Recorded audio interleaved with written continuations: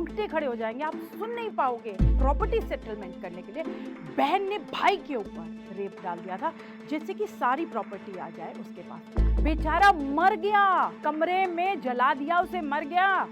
उसके माँ बाप तक को बताया तक नहीं कि वो मर चुका है। लड़की ने कहा कि ये मेरा बलात्कार है। सब कुछ तहस नहस होगा, वो आज भी जेल में। न सारे पुरुष रावण हैं, न ही सारी स्त्रियां, सारी महिलाएं सीता है। नमस्कार दोस्तों।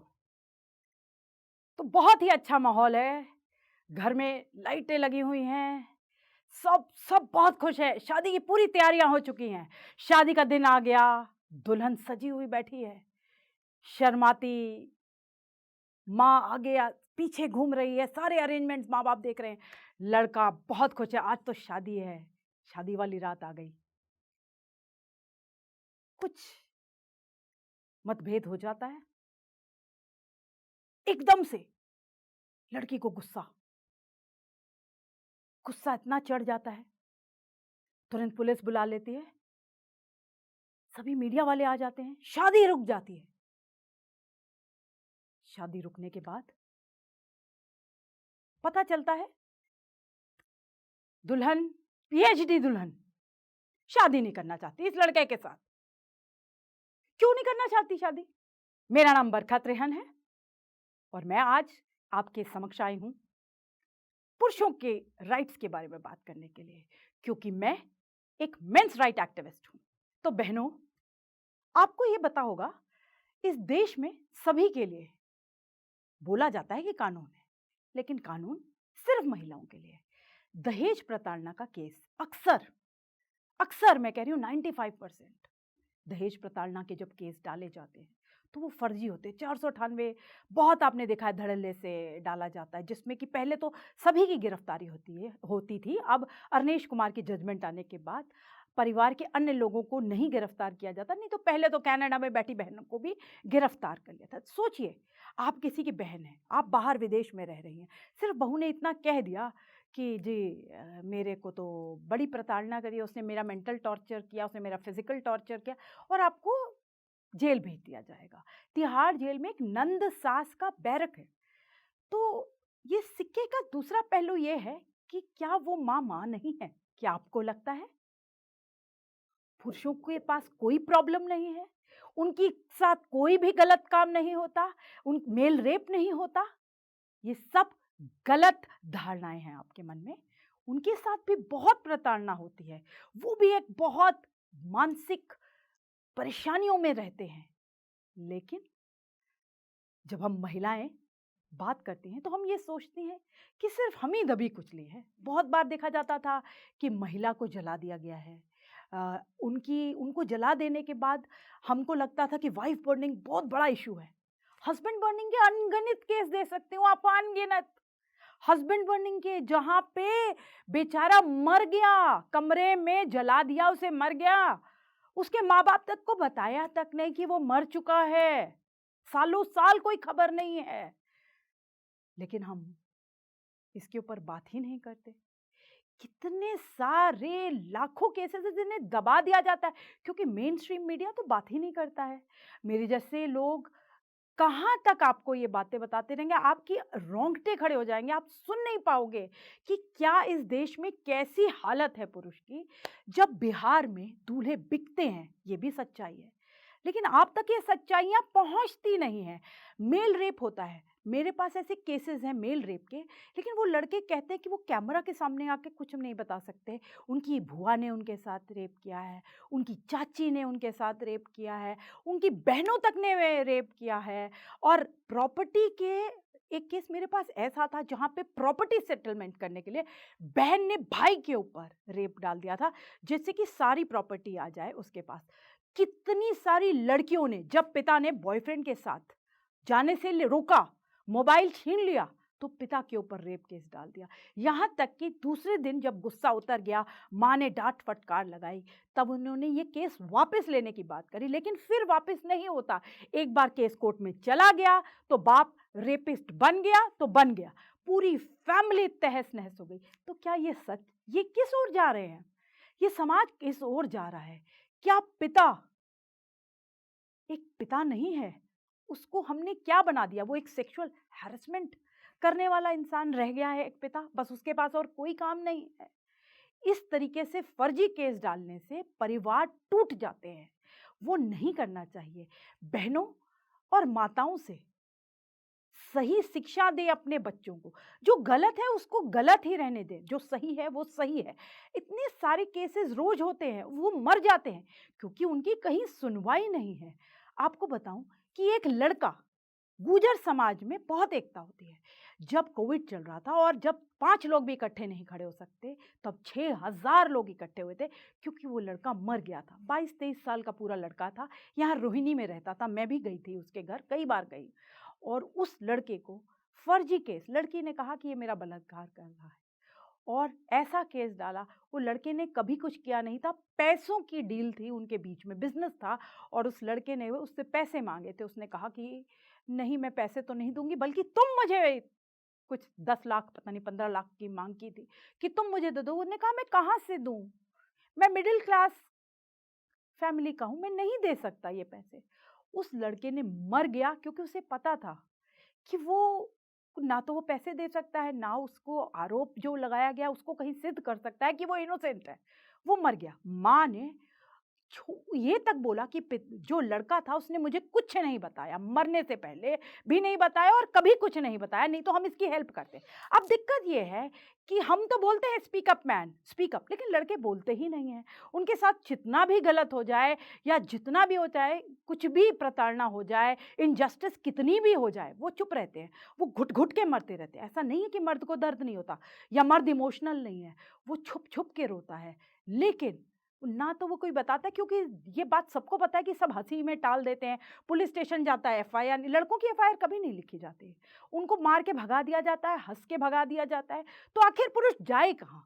इसीलिए हम मेंस कमीशन की बात करते हैं, सरकार से समानता की बात करते हैं कि जेंडर न्यूट्रल लॉज हो, कानूनों को जेंडर न्यूट्रल बनाइए, डोमेस्टिक वायलेंस कानून को जेंडर न्यूट्रल बनाइए, रेप कानून को जेंडर न्यूट्रल बनाइए। अब एक बात बताइए मुझे, जब वाइफ अपने आप को फोर्स करती है, हस्बैंड का मूड नहीं है, वो थका हारा आया है, बॉस की डांट खा के आया है, परेशान है, पैसे नहीं दिए जा रहे, ईएमआई नहीं भरी जा रही, इतने सारे झंझट है, इतना प्रेशर। एक तो पुरुष के ऊपर इतना प्रेशर होता है, किसका प्रेशर?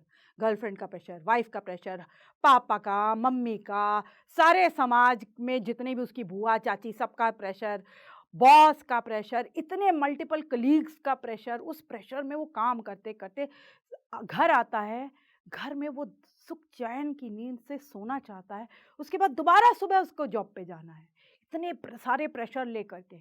अब फिर जब वाइफ को फोर्स करती है अपने आप को, तो क्या वो मेल रेप नहीं होता? आपको क्या लगता है वो मेल रेप नहीं होता?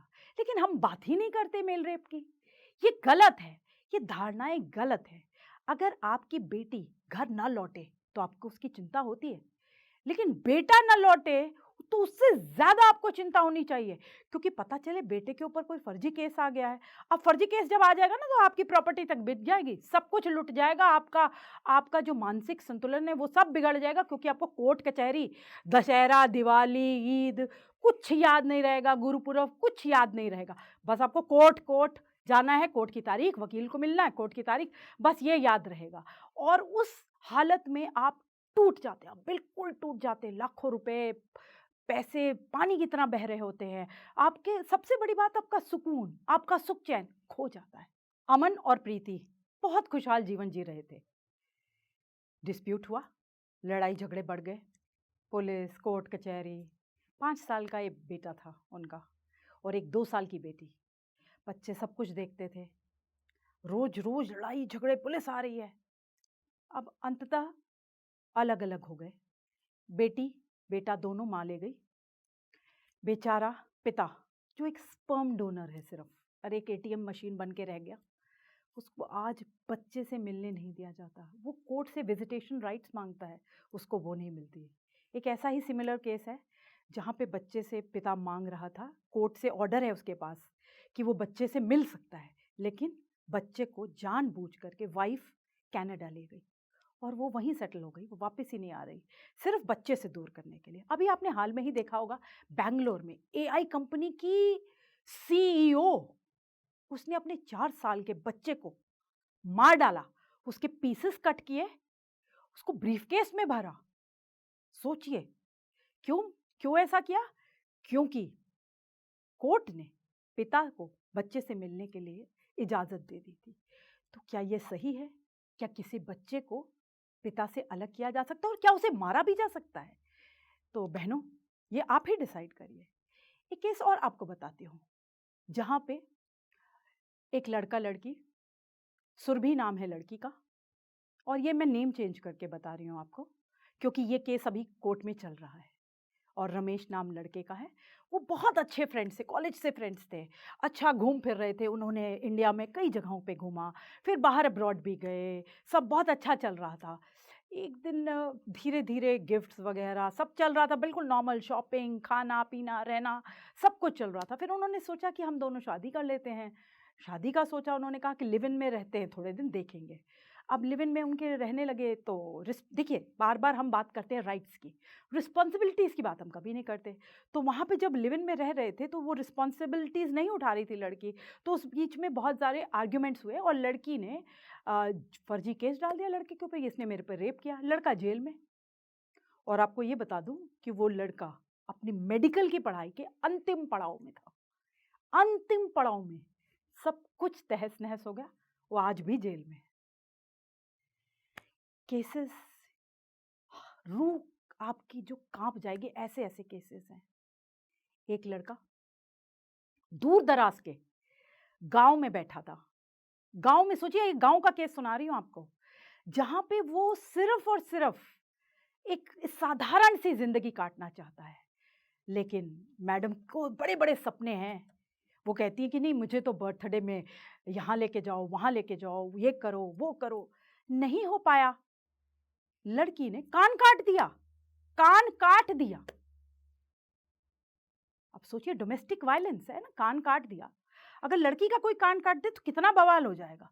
लड़के का कान ही काट दिया और उसकी वजह से वो कितने महीनों हॉस्पिटल में पड़ा रहा, कान तो फिर भी ठीक नहीं हो पाया।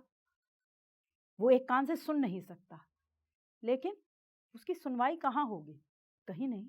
ऐसी महिलाओं का हम कभी भी, पुलिस भी कोई एक्शन नहीं ले पाती, क्योंकि महिलाएं जो हैं उनको 100 खून माफ है। जो सारा सिस्टम है बहुत बायस्ड है, जुडिशरी बायस्ड है। एक सारा जो समाज है वो पहले दिन से ही सोचता है कि लड़का जो है वो गलत है, उसने ही कुछ गलत किया होगा। एक और केस आपको बताती हूँ, यहाँ बैंगलोर का ही है। दुबई कह रही थी लड़की कि मुझे दुबई ले चलो, मेरा बर्थडे है। नहीं ले जा पाया लड़का, उसने लड़के को मार ही डाला। आप सोचिए, डोमेस्टिक वायलेंस नहीं, मर्डर कर दिया लड़के का। तो यार, क्या हो क्या रहा है? बहनों, ये देखो तो सही, क्या अगर हमारा हस्बैंड हमें बाहर ना ले जाए एनिवर्सरी पे या बर्थडे पे, या महंगा गिफ्ट ना ला पाए किसी भी कारणवश से, देखिए बाहर ले जाना इतना आसान नहीं होता, तो क्या हम मार डालेंगे उसे और फिर उसे जस्टिफाई भी करेंगे? एक तो मार डाला, उसके बाद उन्होंने जस्टिफाई भी किया कि मैंने बहुत बार कहा था, ये लेके नहीं जाता था। तो मतलब आप सोचिए, थोड़ा गौर करिए इसके ऊपर भी। चलिए, अब मैं आपको बताती हूँ वो पीएचडी दुल्हन वाला जो आपको सबसे पहले बताया था। पीएचडी दुल्हन ने तो पुलिस बुला ली, मीडिया भी आ गया, शादी रुक गई। अब सुबह-सुबह महिला अधिकारों वाली मैडम आई, जो वहाँ की थी, उन्होंने कहा कि भाई ये पूरे परिवार को अरेस्ट करो। मेरे तक बात पहुँची, पूरी रात मुझे लोग मैसेज करते रहे। जब मुझे सुबह पता चला, मैंने लड़के को कॉल किया, लड़के से पूछा कि आखिर हुआ क्या था? उसने बताया, उसने कुछ एविडेंसेस दिए, टेलीफोनिक एविडेंसेस, जो कन्वर्सेशन हुआ था उसके रिकॉर्ड्स दिए, और कुछ भी डॉक्यूमेंटेड एविडेंसेस दिखाए। और फिर मैंने समझा कि ये झूठ बोल रही है लड़की, क्योंकि उसने 1-2 महीने पहले भी उससे बात जब की थी, उसने कहा था कि मुझे कोई गाड़ी नहीं चाहिए, जब हमारी शादी हो जाएगी हम दोनों इकट्ठे जाएँगे और गाड़ी खरीदेंगे। और ना ही उसने कोई पैसे की डिमांड करी थी, क्योंकि लड़का भी कोई रेडी चलाने वाला नहीं था, लड़का साइंटिस्ट था, साइंटिस्ट। और ये जींद का केस है। तो ये बहुत गलत है कि आप शादी को रुकवा दें और सारे न्यूज़पेपर में उस लड़के का फोटो आ गया। अब उसकी शादी तो कभी नहीं हो पाएगी, क्योंकि उसको दहेज लोभी कह दिया आपने। अगर हम कहते हैं बेटी बचाओ बेटी पढ़ाओ, बहुत अच्छा इनिशिएटिव है, बहुत ही अच्छा, बेटी को पढ़ाना ही चाहिए, लेकिन बेटा मरवा तो नहीं सकते। बेटे को भी तो उतना ही हक है इस देश पर जितना बेटियों का। तो लगातार ये सवाल मेरे मन में तो उठते रहते हैं, आपके मन में भी उठें। और आप ज़रा सोचिए कि ये खुशहाल समाज कैसे बनेगा जब हम सब एक साथ चलेंगे, जब हम एक साथ चलेंगे और न्यूट्रलिटी की बात करेंगे, जेंडर न्यूट्रल लॉज की बात करेंगे, जब हम डेटा भी इकट्ठा करेंगे, पुरुषों के लिए, महिलाओं के लिए, सबके लिए डेटा होना चाहिए और एक चर्चा करेंगे, एक सार्थक चर्चा जिसमें भारतवर्ष का भविष्य उज्जवल दिखे। तभी इस समाज की बढ़ोतरी होगी, तभी इस सभी परिवार आगे बढ़ेंगे और देश आगे बढ़ेगा। बात अधिकारों की है तो अधिकारों की होनी चाहिए। न सारे पुरुष रावण हैं, न ही सारी स्त्रियां, सारी महिलाएं सीता है। मैं बार बार रिपीट करती हूं इस बात को, न सारे पुरुष रावण हैं, न सारी महिलाएं सीता है। बात बराबरी की होनी चाहिए, अन्याय किसी के साथ नहीं होना चाहिए। यह लड़ाई सिर्फ इनजस्टिस की है, इनजस्टिस नहीं होना चाहिए। सबके साथ समानता से बिहेवियर होना चाहिए, समानता की बात होनी चाहिए।